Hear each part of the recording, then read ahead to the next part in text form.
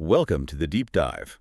We're the show that tries to cut through the noise, get straight to the core of some really complex ideas. Absolutely. And if you've spent, any time on social media lately, terms like socialism, communism, capitalism, they get thrown around constantly. Oh, definitely. All the time. It often feels like, like a really heated exchange, a kind of bomb throwing, as Sean Armstrong, the brilliant author we're drawing on today, puts it, often without much genuine understanding or historical context. Right. It's more about rhetoric than reality sometimes. Exactly. And these aren't just academic concepts, are they? They're kind of the invisible architecture of our societies, shaping daily lives, shaping global events. They really are fundamental. So today we're going deep. We're diving into the very fabric of these powerful economic and political ideologies. Our guide for this journey is the work of Sean Armstrong. He's an author whose extensive research delves into history, politics, philosophy, bringing this really unique, multidisciplinary perspective. His background is quite interesting. It really is. Yeah. Degrees in criminal justice, homeland security, but also a lifetime of travel, real-world experience. It gives him this, robust framework for understanding human behavior, especially in tumultuous times. And his work, including books like Bloodstained Banner and The Intellectual Journey, it really shows this unwavering commitment to, educating and empowering you, our listener, through knowledge. Okay. So our mission today, it's ambitious. We want to unpack the complexities of these systems, pull out the most important nuggets of knowledge, and really understand their actual historical outcomes. Not just the theory. Exactly. We're here to cut through the rhetoric, give you a clear, well-informed perspective, whether you're, prepping for a meeting, catching up on a field, or maybe you're just insanely curious about the forces shaping our world. And that mission, I think, is more crucial now than ever. Navigating this world that's just overflowing with information, it requires more than just absorbing facts, doesn't it? It demands critical thinking. You need the willingness to question your own assumptions and the ability to see the realities behind all the noise, behind the rhetoric. So this deep dive, hopefully, aims to equip you with that crucial skill, helping you understand not just what these ideologies are, but why their implementation has so often led to, vastly different results than maybe their stated intentions. Okay, let's unpack this then. We have to start right at the foundations, the core concepts, because Yeah. before we can get into the nuances or the historical outcomes, we need a common language. Absolutely. Need to be on the same page. So what exactly are we talking about when we use these big terms, capitalism and socialism? Let's try and lay them out side by side. Okay, so capitalism. At its core, it's an economic system. It's rooted in the belief that free markets, private ownership of the means of production, factories, land, technology, even ideas, intellectual property. Right. And competition. The belief is that these are the most effective drivers of prosperity. It's a system where individual initiative, guided by the pursuit of profit, is believed to ultimately benefit society as a whole, almost like there's an unseen force at work. And its origins go way back, right? This Right. wasn't just invented overnight. How did it really get its footing? No, not at all. You can find traces, certainly, in things like mercantilism back in the late Middle Ages. But capitalism really began to flourish, to take shape during the Industrial Revolution. We're talking 18th and 19th centuries. The big shift. A massive shift. You had this explosion of mechanization, steam power, mass production. It fundamentally reshaped how goods were made, how they were distributed. It pulled labor into factories. It spurred huge urbanization, created entirely new industries. This immense change laid the groundwork for the modern capitalist economy that we recognize today, with its large-scale production, global trade, complex financial markets. And when we talk capitalism, you almost always have to talk about Adam Smith. He's often called the father of modern economics. Yeah. He introduced this really fascinating idea, the invisible hand. What was that about? Yes, Adam Smith. In his huge work, The Wealth of Nations, back in 1776, he proposed this core idea that individuals, simply by pursuing their own self-interest within a competitive market, Just looking out for themselves? right, they unintentionally end up promoting the good of society, often more effectively, Smith argued, than if they had consciously tried to promote it. The invisible hand is really a metaphor for the self-regulating nature of the marketplace, where supply and demand, without any central planning or direction, guide the economy towards efficient resource allocation and ultimately overall prosperity. It's a powerful idea. that individual, maybe even selfish actions can somehow lead to collective good. It's a paradox, isn't it? And a very influential concept. And looking back, the sources we're drawing on point to some pretty impressive benefits of this system, historically speaking. They certainly do.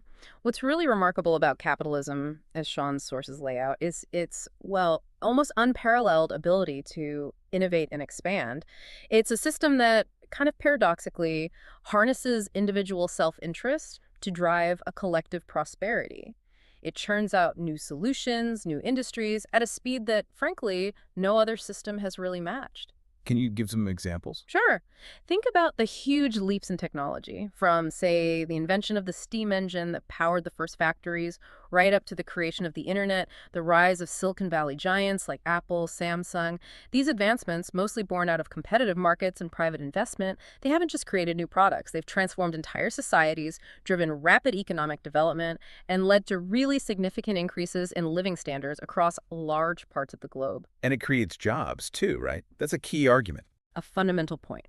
A 2016 Kauffman Foundation study, for instance, highlighted that new businesses, primarily fueled by capitalist principles, have created nearly all of the net new jobs in the United States since the 1980s. So this capacity for dynamism, for growth, it's really a hallmark of capitalism. Okay, so that's one side of the coin. Focus on individual enterprise, market forces, competition. Now let's flip it over. Let's talk about socialism. What's the fundamental definition there, and how does it contrast? Right. So socialism, in contrast, it's both a political and an economic ideology. It advocates for collective, or perhaps government, ownership and control of the means of production and distribution. So while capitalism tends to prioritize individual profit and market efficiency, socialism's primary aim is usually framed as establishing a more just, more egalitarian society. How does it aim to do that? It seeks to promote social welfare, actively reduce inequality, often through things like central planning, resource redistribution, robust public services, healthcare, education. It relies less on the unregulated market to achieve those social goals. And its emergence. It was a direct reaction to capitalism's early days, wasn't it? A critique. Precisely. Socialism really emerged strongly in the 19th century. It was fundamentally a reaction to what its proponents saw as the profound injustices and the often brutal exploitative nature of early industrial capitalism. What kind of injustices? Well, you have this rapid wealth creation, yes, but often at a severe human cost. Think long working hours, incredibly unsafe conditions, widespread child labor, stark poverty for the majority, while a very small elite amassed these huge fortunes. Socialism offered an alternative vision, one that sought to mitigate these perceived injustices by placing the collective good, the well-being of the community, above individual accumulation of wealth. Which brings us, naturally, to Karl Marx and Friedrich Engels. Their critiques of capitalism really formed the intellectual bedrock for a lot of socialist thought. Absolutely. In works like the Communist Manifesto from 1848 and Marx's huge work, Das Kapital, starting in 1867, they argued that capitalism was inherently flawed, fundamentally exploitative. What was their core argument? Marx believed the system would inevitably lead to the concentration of wealth, of capital, in the hands of a small capitalist class. He called them the bourgeoisie, who owned the means of production. This class, he argued, exploited the labor of the working class, the proletariat, who owned basically nothing but their ability to work. And he predicted this couldn't last. Exactly. He famously predicted that the very design of capitalism carried the seeds of its own destruction, an unavoidable tension, what he called inherent contradictions between the owners and the workers. He believed this fundamental clash would inevitably intensify over time, ultimately leading to a workers' revolution, the overthrow of capitalism, and the emergence of a new classless communist society. That was the theory. Okay, so right from the get-go, we see these two systems almost defining themselves in opposition to each other. One focused on individual enterprise, the other on collective well-being. It's like a fundamental philosophical split, a debate that's been raging for centuries. It really is. And what's fascinating here, looking back through history, is that the very principles they champion set up this incredibly complex interplay. History has been this long, often difficult process of trying to reconcile them. The sources we're looking at suggest that rigidly adhering to just one system or the other often proves really challenging. Sometimes, as we'll see, even disastrous. What's the alternative? Well, there seems to be this recurring theme throughout modern history, the emergence of hybrid models. Systems that try to integrate the strengths of both, maybe capture the benefits of dynamic growth from capitalism, while simultaneously addressing concerns about equity and providing a social safety net, drawing on socialist ideas. So it's not static. It's a constant negotiation trying to find a balance. Exactly. It's a constant balancing act, not a fixed solution. Okay, moving on. If you've ever heard someone praising, let's say, socialism or arguing for a more socially conscious economic model, chances are Scandinavia came up. Almost certainly. There's this common image, right? Scandinavian socialism as this, I don't know, harmonious ideal. Expansive welfare, high taxes, lots of government intervention. It's often held up as the poster child for what socialism could be, a kind of utopia. That's a very, very common perception. But it's really essential to, separate the myth from the reality when we look closely at the Nordic model. Okay, so what's the reality then? Well, it does incorporate elements often associated with socialism, absolutely. Things like a very robust welfare state, providing universal health care, free or heavily subsidized education, generous unemployment benefits. But, and this is crucial, it's equally characterized by an open market economy. Private ownership is widespread, competition is encouraged. It's not state ownership of everything. So it's a mix. It's a unique combination. It's often referred to as flexicurity. That term highlights the combination of a flexible labor market, allowing businesses to adapt, alongside generous social security benefits protecting individuals. It's a vital distinction. These are not purely socialist systems in the classic sense of collective ownership of all means of production. Private property and market competition remain absolutely vital components. So how did this unique blend come about? What's the history here? Who were the key architects of this distinctive approach?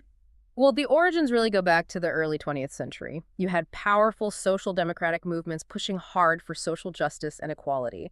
This coincided with big industrial changes and, importantly, the economic growth that happened after World War II, which provided the resources to actually fund these ambitious programs. Were there specific individuals who shaped it? Oh, yes. Figures like Gösta Rehn and Rudolf Meidner in Sweden were crucial.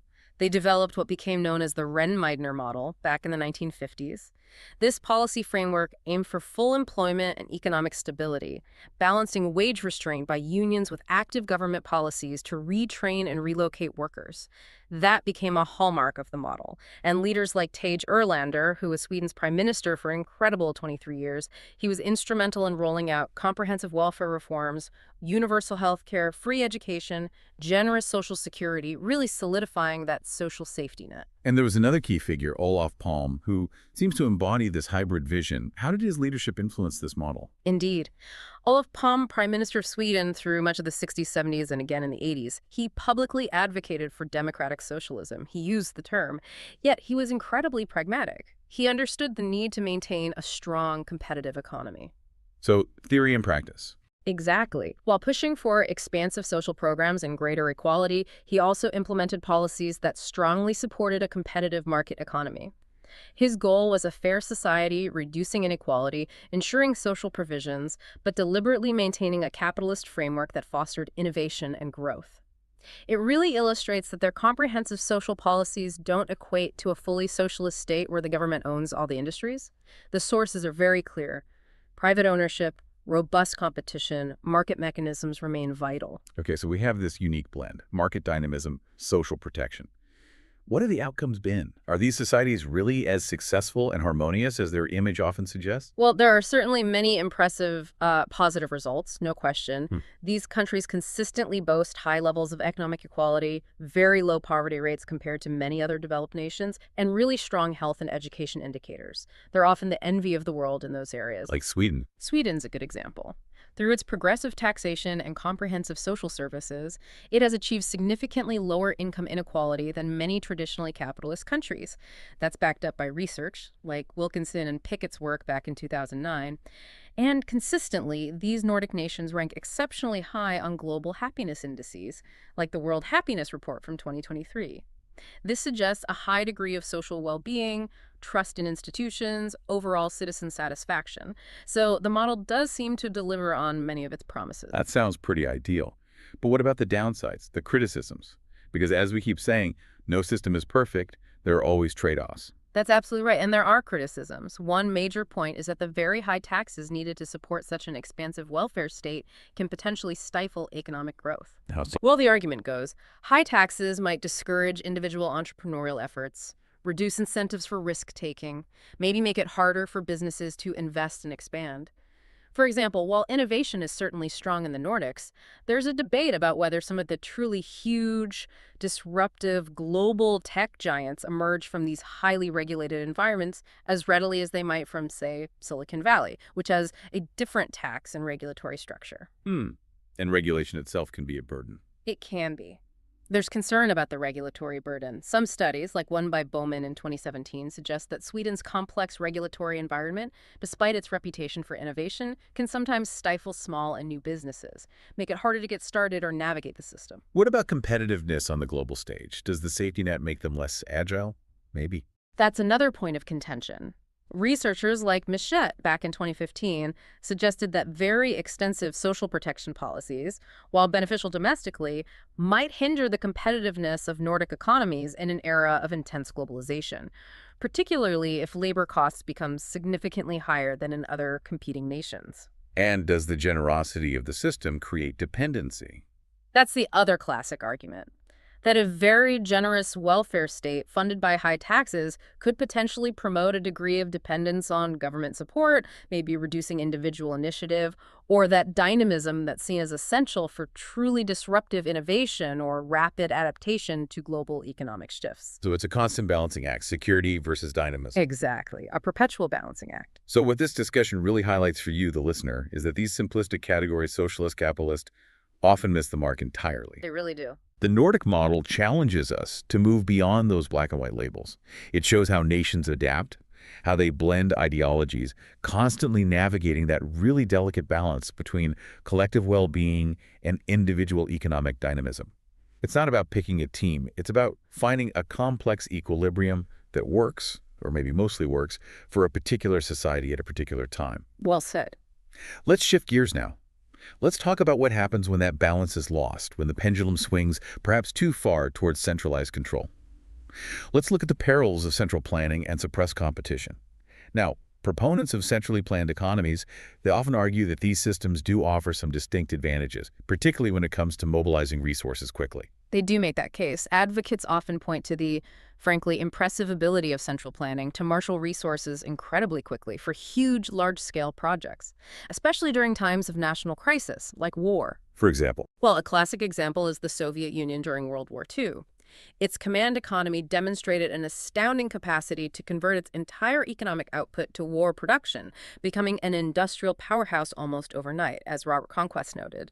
Furthermore, proponents argue these systems can ensure universal access to basic necessities, things like education, healthcare, aiming for complete social equity because the state decides where resources go. so directing resources for social good. That's the idea. The Soviet Union, Maoist China, they did make significant strides initially in literacy rates and basic healthcare access for their vast populations, as Peter Nolan described, because the state centrally planned and allocated resources specifically for these social needs, bypassing market forces which might not prioritize them. But Sean Armstrong's sources, the ones we're drawing on, they really hammer home the profound inherent flaws in this kind of system, don't they? It sounds good in theory, maybe, but often falls apart in practice. Yes, Armstrong argues compellingly that despite those potential strengths in crisis situations or for specific mass social programs, centrally planned economies are typically characterized by deep, deep problems.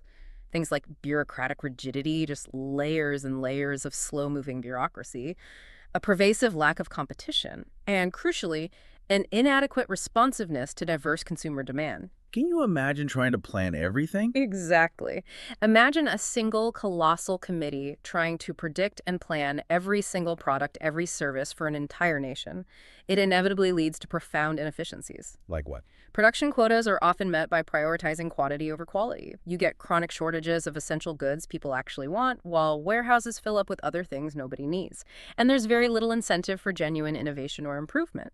So, while they might offer some short-term benefits in specific areas, like rapid resource mobilization or maybe promoting initial social equity, their long-term viability is often seriously compromised by economic inertia, stagnation, and profound inefficiency. Compared to market economies. Compared to market economies, which, through their inherent supply and demand mechanisms, millions of signals from consumers and producers, tend to be far more adaptive and, frankly, more efficient in meeting diverse social needs over the long run. That makes a lot of sense. Yeah. And if there's no competition, no real incentive to innovate or produce something better, what happens to individual creativity, individual ambition? Does it just wither away?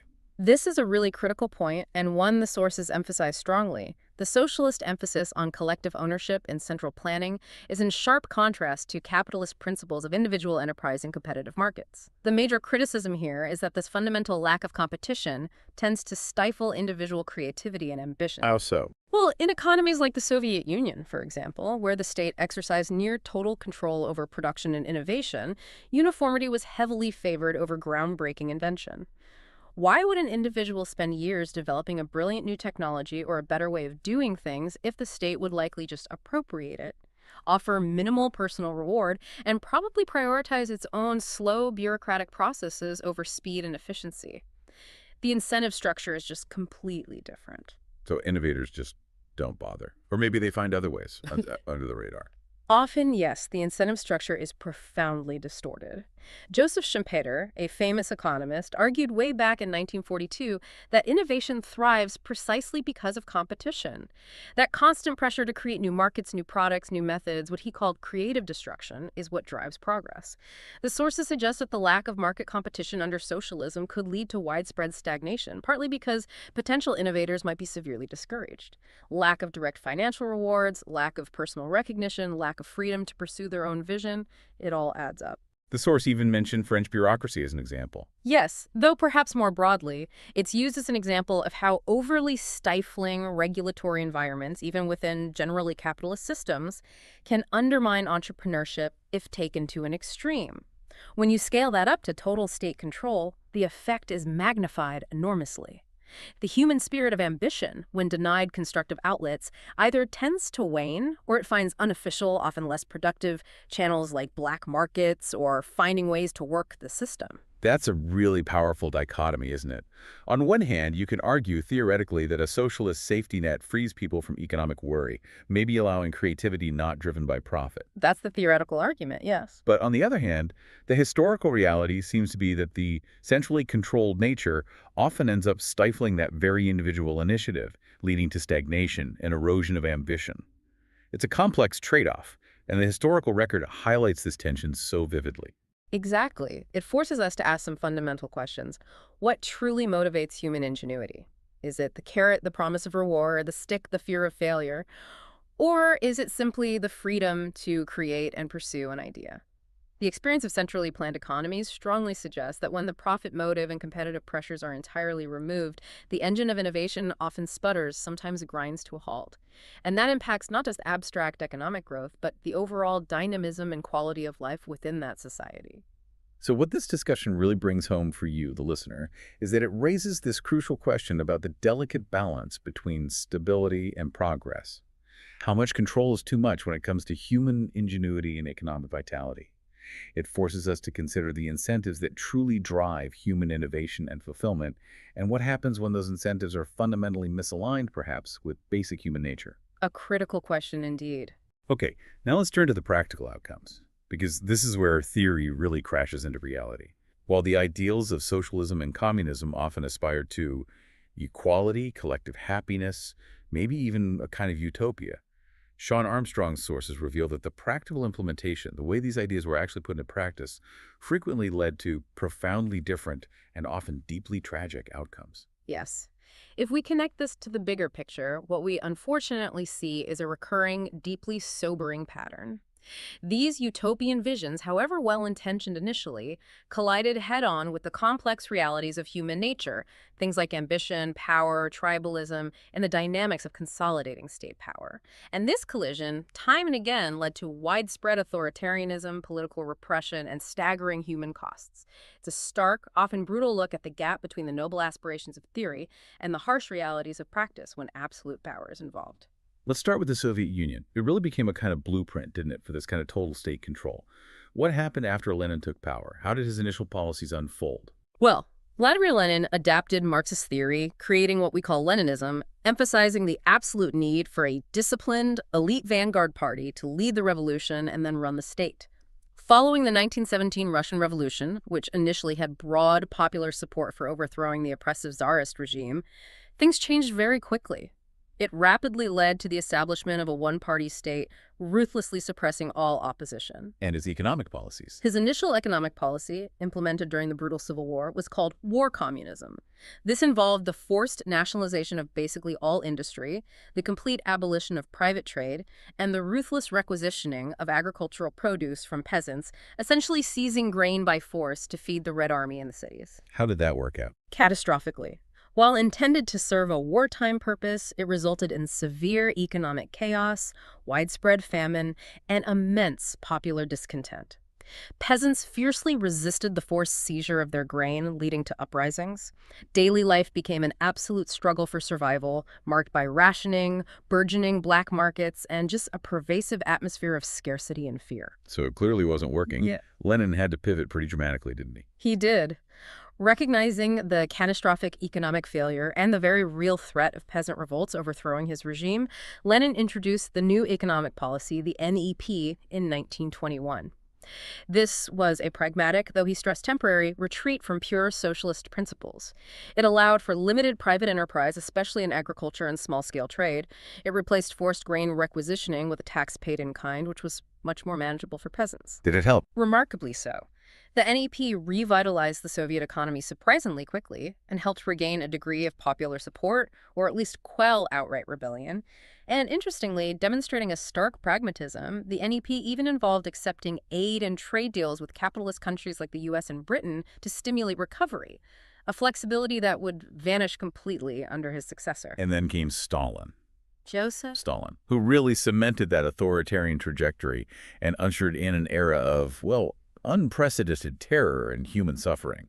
Tell us about the Great Purge. Stalin's rise to absolute power was marked by extreme paranoia and a ruthless, systematic desire to eliminate any potential rival, any perceived opposition, anyone he simply didn't trust. The Great Purge, primarily from 1936 to 1938, was this chillingly systematic elimination of perceived threats through terrifying public show trials. What were those like? Figures like the Trial of the 16 in 1936, where prominent old Bolsheviks, heroes of the revolution, suddenly confessed to utterly fabricated charges of treason and sabotage, or the Trial of the 21 in 1938, targeting other former communist leaders. These were characterized by forced confessions extracted through torture and psychological pressure, and absurd, unbelievable accusations.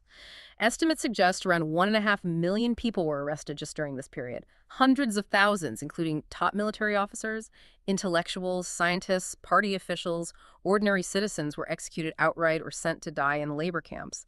It created this enduring, pervasive culture of fear, suspicion, and silence throughout Soviet society.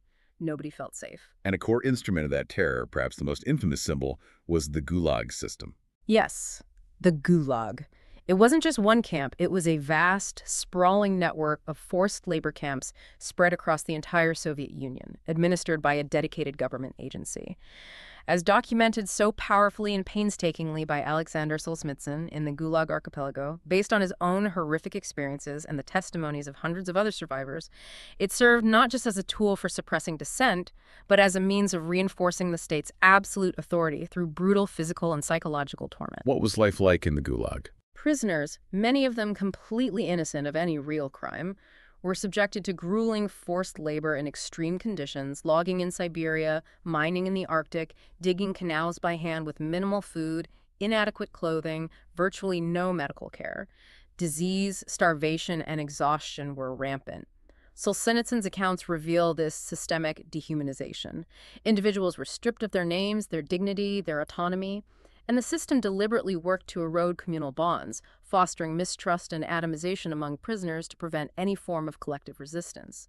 The sheer scale and calculated brutality are almost impossible to fully comprehend. But the human cost went even further, didn't it? With deliberate man-made famines like the Holodomor in Ukraine, which was particularly devastating. The Holodomor, which means death by hunger in Ukrainian, occurred from 1932 to 1933. It was a horrific, man-made famine specifically engineered by Stalin's regime in Ukraine, which was historically the breadbasket of the Soviet Union. How was it engineered? Stalin's policy of forced collectivization, violently seizing private farms, livestock, equipment, combined with the imposition of impossibly high, unrealistic grain procurement quotas. For instance, demanding 7 million tons in 1932 despite known poor harvests. This led directly to the deaths of millions of Ukrainians by starvation. So it wasn't just a policy failure. It was deliberate. The sources strongly argue it was not merely a failed economic policy, it was a deliberate political strategy, designed to break the fierce peasant resistance to collectivization, and, cruelly, to suppress Ukrainian nationalism and aspirations for autonomy. Propaganda relentlessly demonized resisting farmers as kulaks, supposedly rich peasants, class enemies justifying the state's brutal actions while millions starved in a land of potential plenty. Party activists went door to door, seizing every last scrap of food. Families watched their children die while grain sat locked away in state granaries. It was genocide by starvation. Such a chilling account. Let's shift from the Soviet Union to China, which saw its own unique and often incredibly cataclysmic evolution of communism. Mao Zedong certainly had a radical, almost purist approach. Yes, Mao's leadership was characterized by an extreme purist interpretation of Marxism, but adapted for China. He believed China's revolution would come primarily from the peasants, the agrarian masses, not the urban working class as in classic Marxism. This belief was exemplified, tragically, by the Great Leap Forward from 1958 to 1962. Mao aimed for rapid industrialization and a massive boost in agricultural output through mass collectivization, forcing peasants into huge communes and backyard steel production, mobilizing the entire population in a frenzy. And the result? Utter disaster. It resulted in widespread famine due to completely unrealistic targets, disastrous agricultural practices dictated from above, and massive resource misallocation. It led to the deaths of tens of millions of people. Estimates range from 15 to as high as 55 million, making it one of the largest, deadliest man-made famines in human history. Later, the Cultural Revolution from 1966 to 1976 was Mao's attempt to purge bourgeois elements, capitalist sympathizers, and perceived enemies of his revolution from society and the party itself. What did that involve? It led to immense social chaos, the destruction of priceless cultural heritage, the persecution and public humiliation of intellectuals, teachers, even party officials. Widespread violence, often carried out by radical youth groups called the Red Guards, caused millions more deaths and utterly devastated China's educational system and governance structures for a decade. But then, after Mao's death, China took a very, very different, much more pragmatic path under Deng Xiaoping. Tell us about socialism with Chinese characteristics. Indeed. Deng Xiaoping, who consolidated power in the late 1970s, initiated what became known as socialism with Chinese characteristics. This was a remarkable, almost revolutionary pragmatic shift away from Mao's purism and isolation. It involved dismantling the disastrous collective farms through the household responsibility system, which effectively returned land use rights to individual households and led to a dramatic surge in agricultural output. And opening up the economy. Crucially, yes. He established special economic zones, or SEZs, mainly in coastal cities. These were designed to attract foreign investment, technology, and market-oriented business practices. This unprecedented opening to market forces and global trade unleashed explosive economic growth, lifting hundreds of millions of Chinese citizens out of extreme poverty in just a few decades and transforming China into the global economic powerhouse we see today. So, massive economic liberalization. But there was a very significant catch, wasn't there? They didn't embrace political liberalization alongside it. Precisely. That's the key duality. Despite the profound economic reforms, Deng and his successors maintained absolute, tight political control, emphasizing the undisputed paramountcy of the Communist Party. A stark and a tragic illustration of this was the violent suppression of the Tiananmen Square protests in 1989. Student-led demonstrations calling for democracy and political reform were brutally crushed by the military. This sent an unmistakable message. The Communist Party prioritized state stability and its monopoly on political power above individual freedoms and any move towards democracy. The current Chinese system remains this unique, potent hybrid, blending powerful market forces with strong, centralized, authoritarian party leadership. It deviates sharply from classical Marxism's original vision while retaining its Leninist political structure. Okay, let's briefly touch on Cuba now, an enduring communist experiment since 1959, and then maybe Venezuela's more recent crisis. Right, Cuba. Under Fidel Castro and Che Guevara, they established a one-party state after their 1959 revolution, aiming to create a truly egalitarian socialist society, defying the nearby United States. They did achieve some significant social reforms, which are often highlighted, for instance, effectively eradicating illiteracy by the 1970s through massive nationwide literacy campaigns, and establishing universal health care, achieving a high physician-to-patient ratio, and putting a strong emphasis on preventive care. These are often cited as genuine achievements, improving certain social metrics for many ordinary Cubans. But the economic picture and the political reality have been much harsher, haven't they? Absolutely. The regime has been consistently criticized by human rights organizations for decades of authoritarianism, systemic human rights abuses, and the ruthless suppression of all political dissent. There have been countless political prisoners, severe restrictions on free speech, press, and assembly. And critically, economically, the sources we're examining point squarely to internal systemic issues.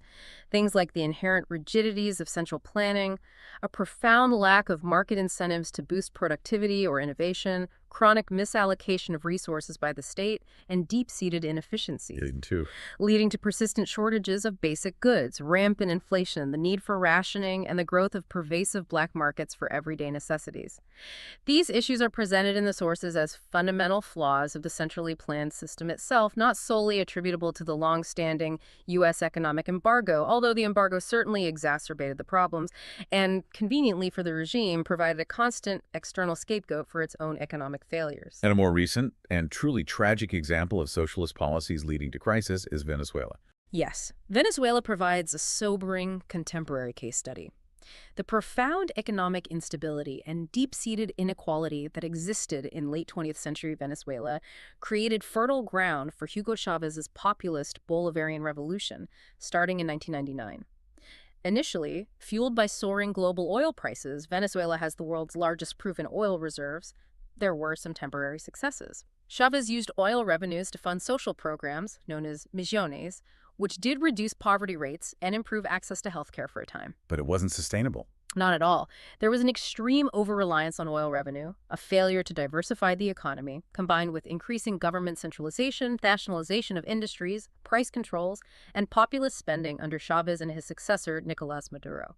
When global oil prices crashed in the mid-2010s, the Venezuelan economy completely imploded. The country experienced staggering hyperinflation, peaking at over 1,000,000% in 2018, according to the IMF. Severe food and medicine shortages became endemic. Public services like electricity and water collapsed. Millions of Venezuelans fled the country in a massive humanitarian crisis. And authoritarianism played a role. The sources directly link the authoritarian methods of Chávez, and especially Maduro, dismantling independent institutions like the judiciary and legislature, suppressing opposition, controlling the media to this economic ruin. It demonstrates vividly how excessive state centralization, combined with populist economic mismanagement and the erosion of democratic checks and balances, can lead to chronic inefficiency and ultimately a catastrophic failure. A point economists like Joseph Stiglitz warned about regarding unchecked state power. It really seems like these patterns, authoritarianism, economic failure, devastating human cost, repeat across different continents, different cultures, despite the specific context. Can you give us a brief look at how these dynamics played out in other places mentioned in the sources, like Eastern Europe or Asia or Africa? Indeed. It's a truly sobering observation that these patterns manifest globally, which seems to underscore the systemic issues inherent in highly centralized one-party rule attempting to implement these ideologies. Consider, say, East Germany, a stark example of a centrally planned economy behind the Iron Curtain. Despite initial post-war reconstruction and some forced industrialization, its economy consistently lagged far behind West Germany. This led to lower living standards, chronic shortages of decent consumer goods, and widespread popular discontent. And political control. Absolute control, maintained by the notorious Stasi secret police. They created a pervasive atmosphere of fear, suppressing dissent, monitoring citizens, restricting freedom of movement, leading to desperate attempts to defect, symbolized by the Berlin Wall itself, until its fall.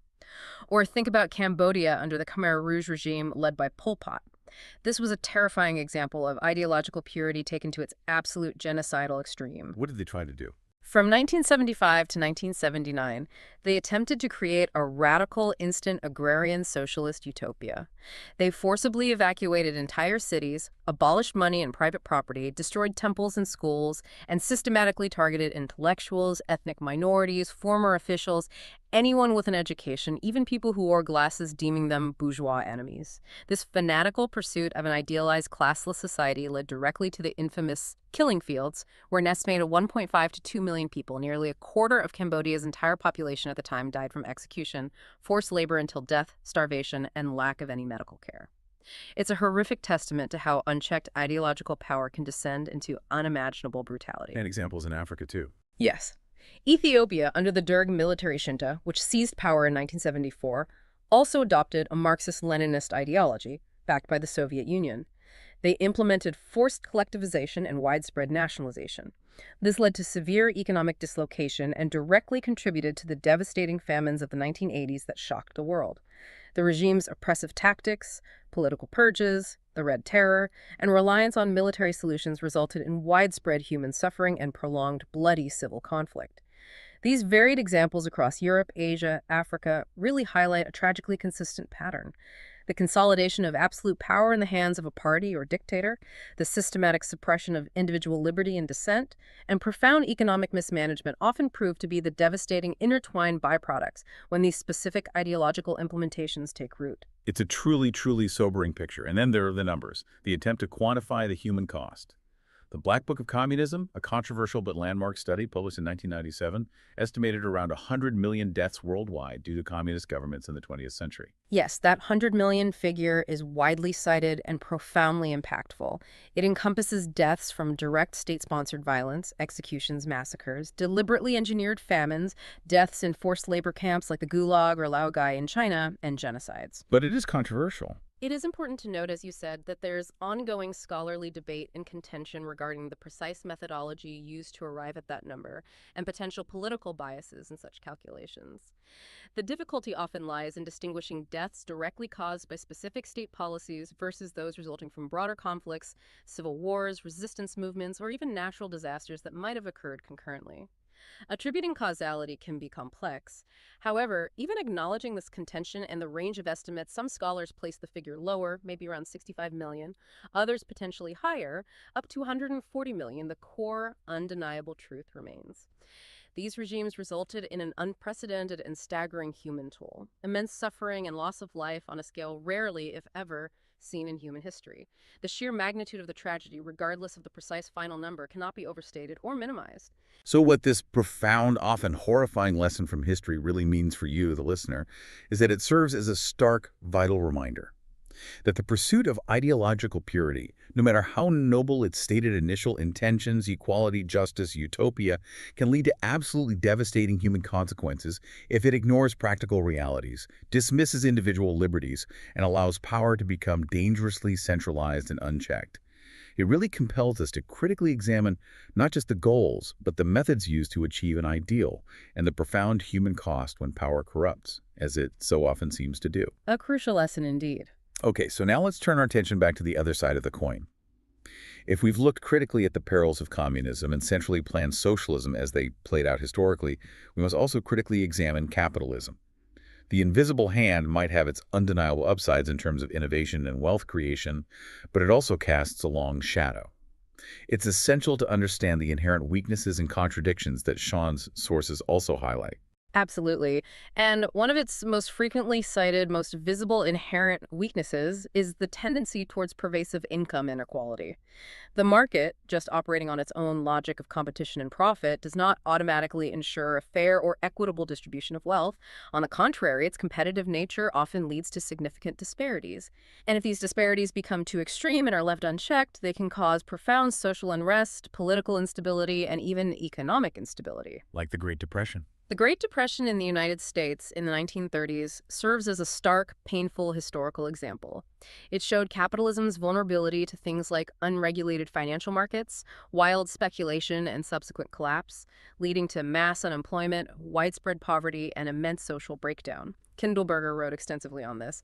It was a crisis so deep it forced a fundamental reevaluation of the role of government within a capitalist system, leading to the New Deal reforms. And this inequality often leads to a massive concentration of wealth, right?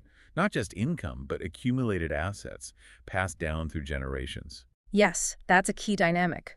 The accumulation of massive wealth stocks, bonds, real estate, businesses by investors, financiers, corporate leaders often hinders genuine social mobility for others.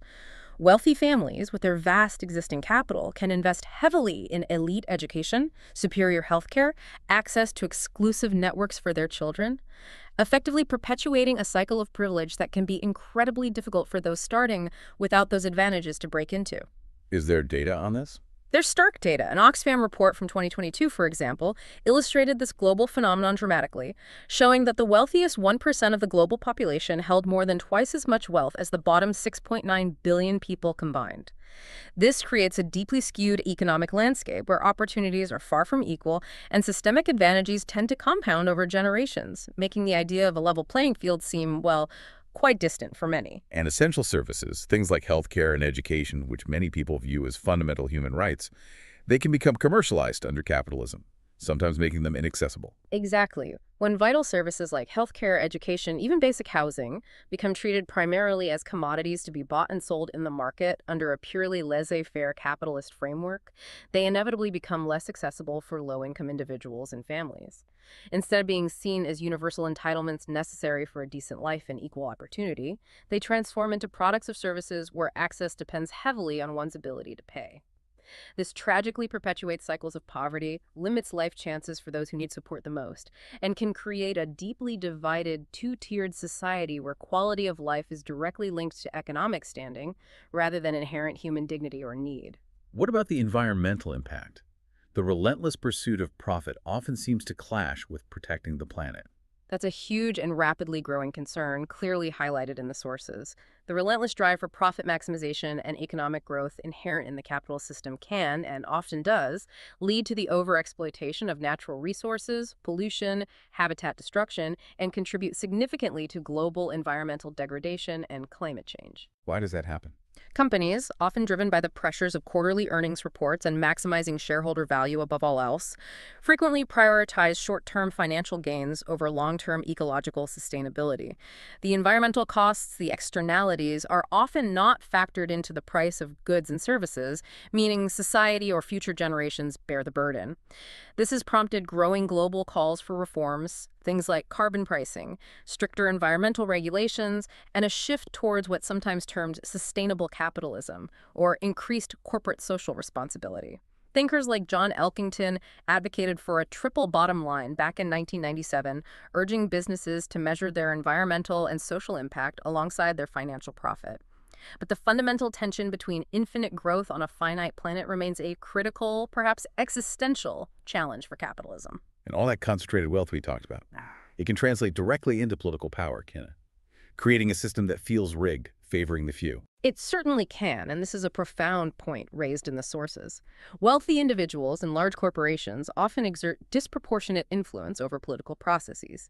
They can do this through massive campaign financing, sophisticated lobbying efforts aimed at shaping legislation and regulation, funding think tanks that promote specific policy agendas, and even influencing media narratives. Is there evidence of this influence?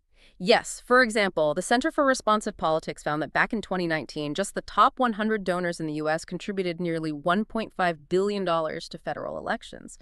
That illustrates how financial power can indeed translate into immense political leverage, potentially drowning out the voices of ordinary citizens. This can lead to policies, tax laws, regulations, subsidies that disproportionately benefit the wealthy and corporate interests, rather than addressing the broader needs of the population.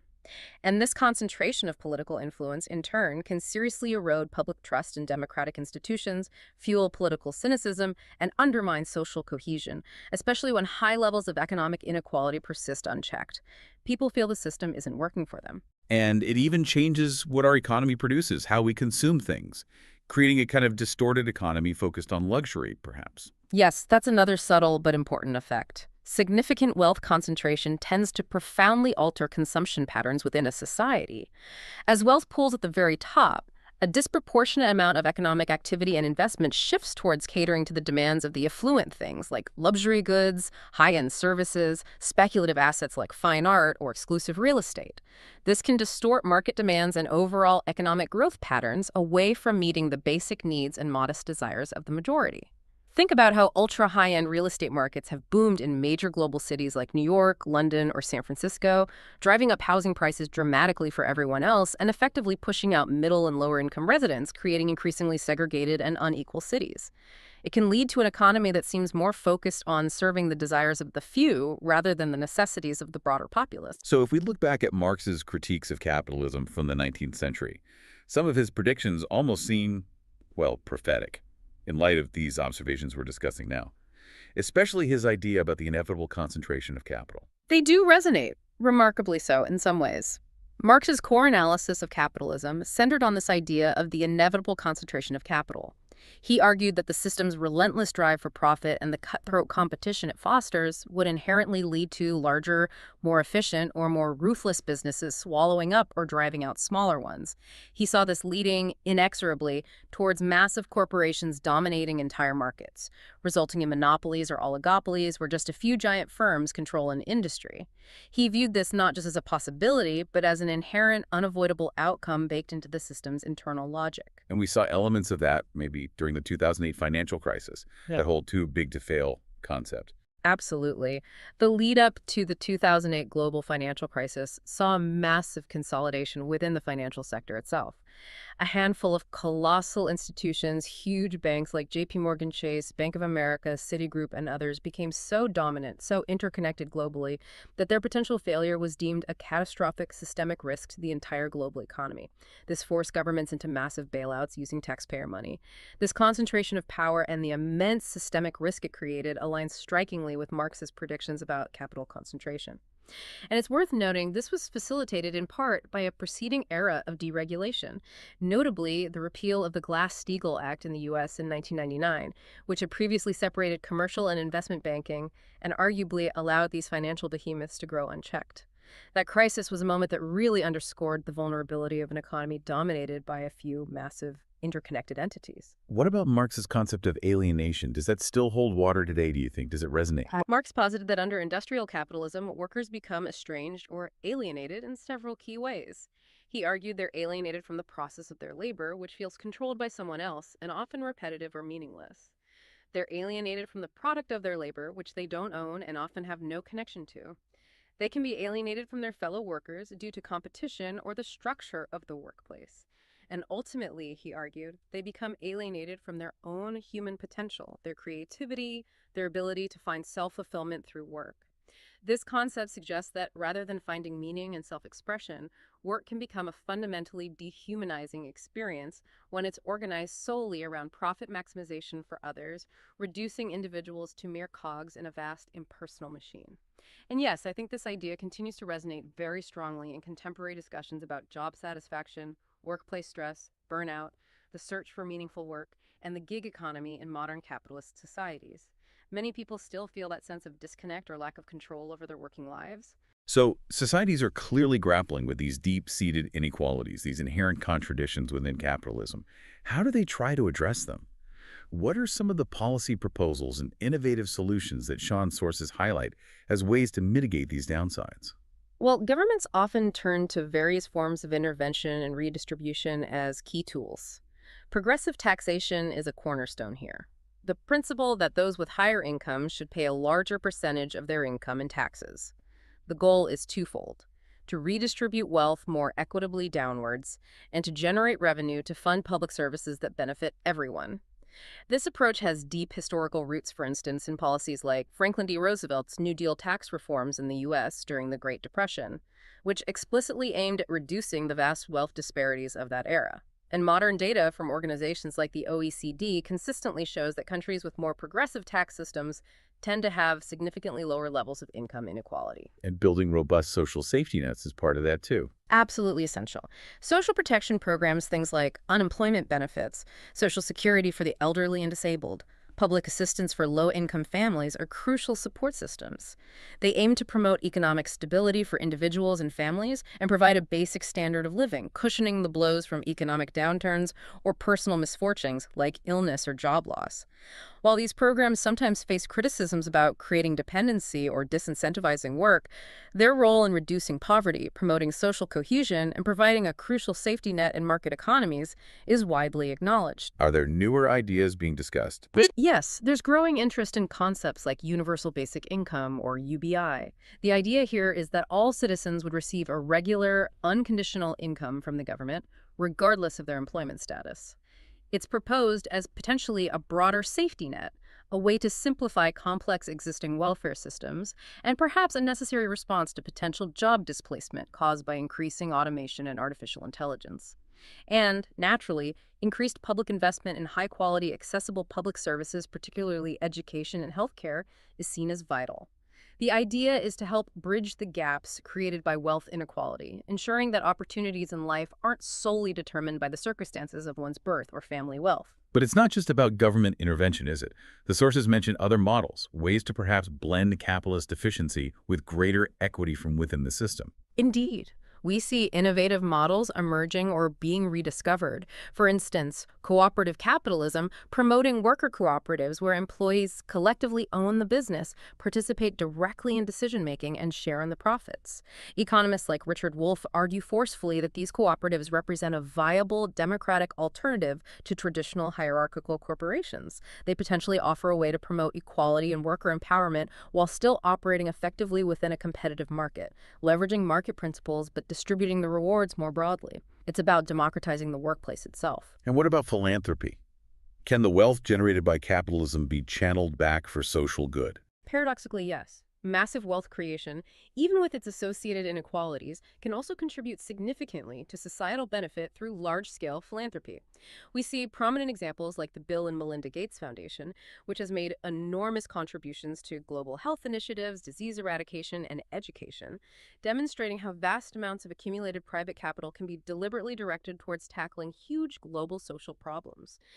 There's even a growing movement called effective altruism, which focuses on using evidence, data, and rigorous evaluation to ensure that philanthropic efforts are as transparent and impactful as possible, aiming to do the maximum amount of good with finite charitable resources. So even within the system, there are mechanisms, both systemic and individual, attempting to address the downsides. So what this deep dive really means for you, the listener, is that it shows societies are constantly grappling with capitalism's inherent contradictions. This leads to a renewed and ongoing interest in fundamental questions about fairness, equity, opportunity, and the need for systemic reform. It demonstrates that there's probably no single perfect answer, no magic bullet, but rather a continuous dynamic search for solutions that can mitigate capitalism's potentially harsh downsides while hopefully retaining its powerful engine for innovation and prosperity. It's an ongoing balancing act. A very complex one. Let's dig into some of the nuances now, the adaptations that economic systems undergo. Let's challenge some of the more simplistic narratives we often hear, especially around work and opportunity. For instance, this idea of alienation from Marx. Can wage work really lead to fulfillment? Or is that feeling of estrangement somehow inevitable in a capitalist system? Well, Sean Armstrong's sources acknowledge that while Marx's concept of alienation is undoubtedly powerful and certainly resonates with the experiences of many workers throughout history and even today, it might not be the whole picture of work under capitalism. The reality is many people actually find deep fulfillment, purpose, and satisfaction in their wage work, particularly perhaps in sectors that involve direct human connection, service to others, or a high degree of skill and creativity. Think healthcare professionals, teachers, artisans, researchers, social workers. People who feel they're making a difference. Exactly. They derive satisfaction from contributing to others' well-being, solving complex and interesting problems, mastering a difficult craft, or feeling part of a team working towards a common goal. This directly challenges the idea that all wage work inevitably leads to a feeling of drudgery, meaninglessness, or estrangement. So it's not always just about the paycheck. There can be a deeper sense of meaning involved. Precisely. Experts in fields like vocational psychology, like Dick and Duffy back in 2009, discuss the concept of vocation, where people feel a deep, intrinsic motivation and passion for their profession, seeing it almost as a calling that goes far beyond just financial reward. Similarly, Positive psychologists like Martin Seligman, with his idea of flourishing from 2011, emphasize that meaningful work where individuals feel engaged, have a sense of accomplishment, use their unique strengths, and feel connected to something larger than themselves contributes significantly to individual happiness, well-being, and overall societal health. So, this perspective encourages us to recognize that many workers do derive profound satisfaction and a strong sense of identity from their jobs, which can actively counteract those potential feelings of alienation. It highlights the crucial psychological and social dimensions of work that go beyond purely economic transactions. But then there's the idea of freedom of choice in the labor market. That's also something that gets challenged, isn't it? We often hear this very simplistic argument.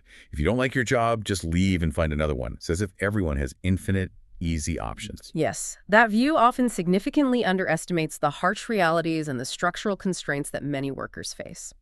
While proponents of free markets argue that employment offers freedom of choice and the opportunity to climb the economic ladder based on merit, the reality for many is that economic necessity and limited viable options severely constrain their choices. Data from sources like the Bureau of Labor Statistics consistently highlights that a significant number of workers remain in jobs they may dislike or find unfulfilling simply due to pressing financial obligations, paying the rent or mortgage, buying food, covering healthcare costs, supporting dependents. So choice is a luxury for some. For many, particularly those in low-wage sectors, those without specialized skills, or those living in economically depressed regions, the absolute need to secure a livelihood profoundly reduces their real autonomy in employment decisions. It's often not a genuinely free market choice for everyone, and that perceived freedom to choose can feel much more like an illusion dictated by circumstance. So it's not really a level playing field then. There are systemic factors, things beyond individual effort that shape those choices and outcomes. Definitely not always a level playing field. Sociologists like Arlie Russell Hochschild in her influential work on emotional labor, and economists like Thomas Piketty in his extensive analyses of capital and inequality emphasize how unequal bargaining power between employers and employees, especially in low-skill sectors, really shapes outcomes. Add to that broader socioeconomic factors, things like access to quality education from a young age, systemic racial or gender discrimination, geographical disparities in job opportunities. All of these exacerbate wage gaps and limit true freedom of choice for many. This profoundly challenges the idealized notion of a purely free and perfectly meritocratic labor market. But competition can work in the worker's favor sometimes. However, it's also true, as noted by economists like Freeman and Medoff back in 1984, that increased competition among employers for workers, particularly in tight labor markets where unemployment is low, can indeed lead to better working conditions, higher wages, and more generous benefits. This dynamic pushes companies to actively attract and retain talent, offering some counterpressure to employer dominance and improving outcomes for workers. So the dynamics are complex. It's really clear from our discussion that economic systems aren't static blueprints.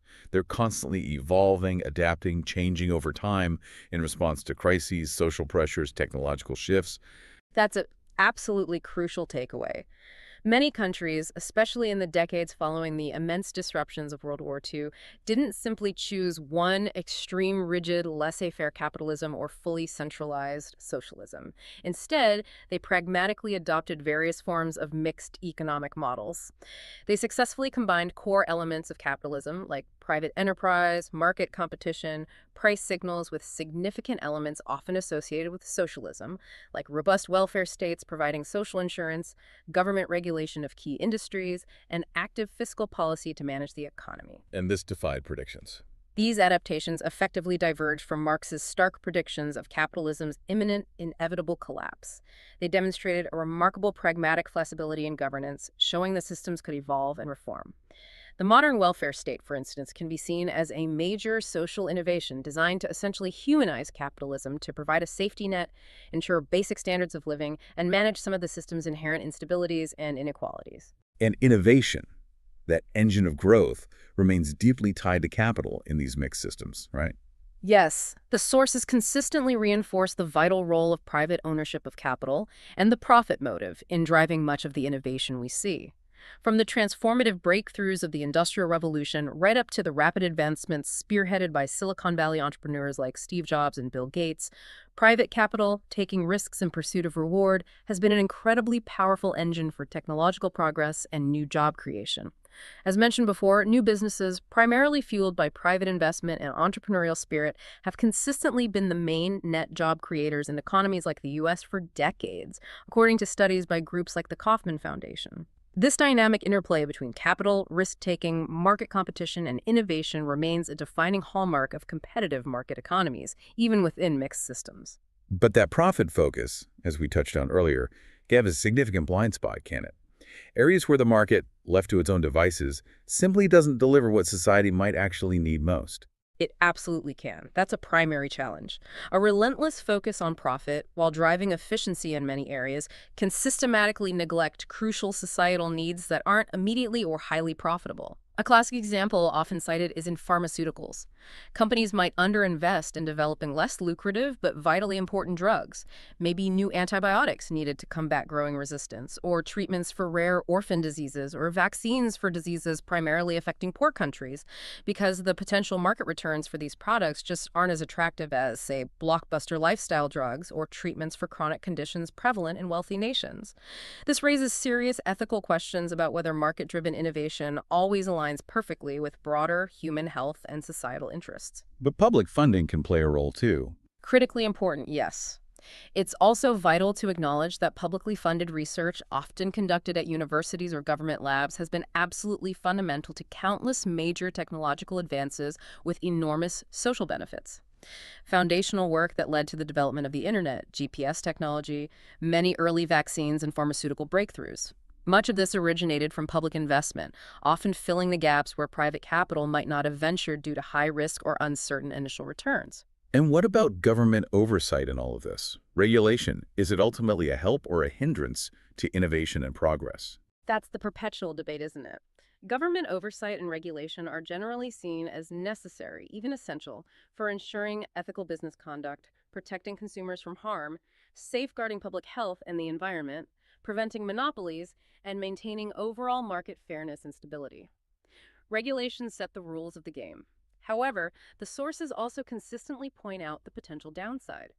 If oversight becomes overly rigid, excessively bureaucratic, slow to adapt to new technologies and business models, or captured by special interests, it can indeed act as a significant barrier to innovation, slowing economic dynamism and making it harder for new, potentially disruptive ideas to emerge and flourish. Finding that elusive sweet spot, fostering public trust and ensuring safety and fairness without unduly stifling progress, competition, and entrepreneurial spirit is a constant ongoing challenge for policymakers in all mixed economies. There's no easy formula. Now, as we consider these constantly evolving economic systems, Sean's sources also pivot towards the end to discuss a fascinating, though often highly controversial and misunderstood, evolution in social critique, something sometimes referred to as cultural Marxism. How does this concept, which seems distinct from traditional economic Marxism, offer a different lens for understanding power, culture, and oppression, moving beyond purely economic factors? Right. Cultural Marxism is a term used, often controversially, to describe a significant evolution in Marxist-inspired thought that shifts the primary analytical focus away from purely economic conditions, like the ownership of the means of production, class struggle in the factory, towards a broader critique of culture itself, and its crucial role in perpetuating societal power structures and ideologies. It has intellectual roots tracing back to the Frankfurt School, a group of critical theorists active mainly in the early to mid-20th century. Scholars associated with this school, like Theodor Adorno, Max Horkheimer, Herbert Marcuse, argued that modern capitalism wasn't just maintained through economic exploitation or direct political force, but also, perhaps more subtly and effectively, through the ways that culture, mass media, entertainment, education systems, even language shape people's consciousness, values, and desires. So it's about how ideas control people, not just economics. In essence, yes. They posited that cultural institutions often propagate ideologies that reinforce the existing status quo, encourage conformity, and discourage critical thinking or challenges to authority. It's about how power operates not just in the economy or the state, but in the realm of ideas, beliefs, and social norms. Are there key concepts associated with this? A central concept, drawing from the earlier work of the Italian Marxist Antonio Gramsci, is cultural hegemony. This refers to the idea that dominant ruling classes or groups maintain their power not just through coercion, but by subtly shaping society's shared ideas, values, beliefs, morality, and even common sense, so that their dominance seems natural, legitimate, and even inevitable. Think about how certain ideals of success, beauty, patriotism, family, what constitutes a good life or normal behavior, are often subtly but persistently reinforced through popular culture, advertising, educational curricula, religious institutions, or everyday language. Gramsci argued this gets people to unconsciously consent to the existing power structures, even if those structures don't always serve their own interests. Later thinkers influenced by these ideas, like the French philosopher Michel Foucault, took this further, critiquing things like morality itself, arguing that moral frameworks are often historical constructs reflecting power dynamics rather than objective universal truths. He explored how institutions use knowledge and categorization, like defining sanity versus insanity, or acceptable versus deviant behavior as forms of social control. And this line of thinking eventually connects to intersectionality, a term we hear used frequently today. Yes, although it emerged much later, primarily from Black feminist legal scholarship in the late 1980s, Kimberly Crenshaw's concept of intersectionality is often discussed within this broader tradition of critiquing power structures beyond just economics. Intersectionality provides a framework for understanding how multiple social identities such as race, gender, class, sexuality, disability, nationality, etc., interact or intersect to create unique, overlapping, and often compounding experiences of discrimination, privilege, or oppression. It posits, for example, that a Black woman's experience of discrimination might be different from that of a white woman or a Black man because it's shaped by the specific intersection of racism and sexism. This framework helps us analyze how different systems of power interconnect and impact individuals in complex ways, moving beyond a singular focus on economic class to encompass a much broader understanding of systemic inequality and marginalization. In this framework, these ideas have clearly had a significant impact on contemporary social movements, haven't they? They have indeed. These critical perspectives on culture, power, identity, and systemic oppression profoundly influence many contemporary social justice movements, from Black Lives Matter and modern feminist movements to LGBTQ plus rights advocacy and disability rights activism. By challenging dominant cultural narratives, exposing the subtle ways power operates in cultural spaces and institutions, and highlighting the experiences of marginalized groups, these movements aim to dismantle systemic biases and promote more equitable and inclusive policies and practices. Think about the push for diversity, equity, and inclusion, DEI initiatives within corporations, universities, and government bureaucracies. They often encourage a critical consciousness among marginalized groups to recognize, name, and challenge these dynamics effectively, seeking not just economic justice, but broader cultural recognition and social liberation as well. But it's also crucial to note, as the sources do, that the term cultural Marxism itself is incredibly fraught. It's highly controversial, often weaponized in political debates. Yes, absolutely. It's a very controversial term and frequently widely misunderstood, misrepresented, or deliberately misused, particularly in right-wing or anti-intellectual discourse, often as a vague conspiracy theory. The sources explicitly acknowledge its definitional ambiguities and the intense politicization of discourse surrounding it. This makes it incredibly challenging for scholars, or even us here, to engage with the actual intellectual history and ideas objectively without being immediately drawn into highly polarized ideological battles. Critics often deploy the term loosely to dismiss or demonize legitimate critiques of social power, inequality, and cultural norms, painting them as somehow subversive or dangerous. Meanwhile, many scholars whose work might be labeled as such would reject the term entirely due to its baggage and inaccuracies. This makes it a complex, sensitive, and often unproductive area of public discussion, highlighting the deep ideological divides and culture wars in modern society. So what this whole deep dive really reveals for you, the listener, at the end of the day, is that these huge economic and social challenges we face are rarely simple. There are no easy answers, no perfect systems. Solutions, if they exist, often seem to lie in finding sophisticated blends of different approaches, rather than rigidly adhering to any single pure ideology. It really emphasizes the vital importance of ongoing critical thought, of historical awareness, and a willingness to adapt in our complex, ever-changing world, constantly assessing the real-world outcomes of ideas rather than just their intentions. Well put. The complexity is key. We've really covered a lot of ground today. We've taken a deep dive into these monumental ideas, from the grand, sweeping theories of Marx and Adam Smith right down to the often stark, sometimes brutal realities faced by millions of people living under vastly different regimes. It's been quite a journey through powerful ideals and their profound, complex, real-world consequences. As we wrap up, what really stands out to you as we consider the immense impact these systems, capitalism, socialism, communism, have had, both the incredible progress and innovation and the immense suffering and tragedy. If we try to connect all these threads, stepping back to see the bigger picture, what really emerges for me is not some simple good versus evil or right versus wrong narrative. It's far more complex than that. Instead, what we see is this profoundly human, ongoing struggle a struggle to figure out how best to organize society, how to allocate scarce resources fairly and efficiently, how to foster human well being and potential. It's a struggle that constantly involves trying to balance fundamental, often competing values: individual freedom versus collective good, efficiency versus equity, stability versus progress, order versus liberty. And this raises, I think, a really important, maybe even fundamental question for us today. In our world of increasing complexity, rapid technological disruption, and deep global interconnectedness, can any single rigid ideology, whether from the 18th, 19th, or 20th century, truly provide all the answers we need now? Or are we perhaps destined to perpetually seek out pragmatic, adaptive, hybrid solutions? Solutions that have to constantly evolve to match our evolving understanding of human nature, our changing technological capabilities, and the shifting challenges of our time. It suggests dogma is dangerous and flexibility might be essential. That's a powerful thought to end on. And perhaps here's a final provocative thought for you to consider. If history, as we've seen today, is indeed such a powerful, often painful reminder not to repeat past mistakes, is our most critical task moving forward not necessarily to pick a predetermined ideological side in these old battles, but rather to cultivate the collective wisdom, the critical thinking skills, and the moral courage to continuously, honestly discern the practical, real-world outcomes of grand ideas and policies, no matter how noble or appealing their initial intentions might sound.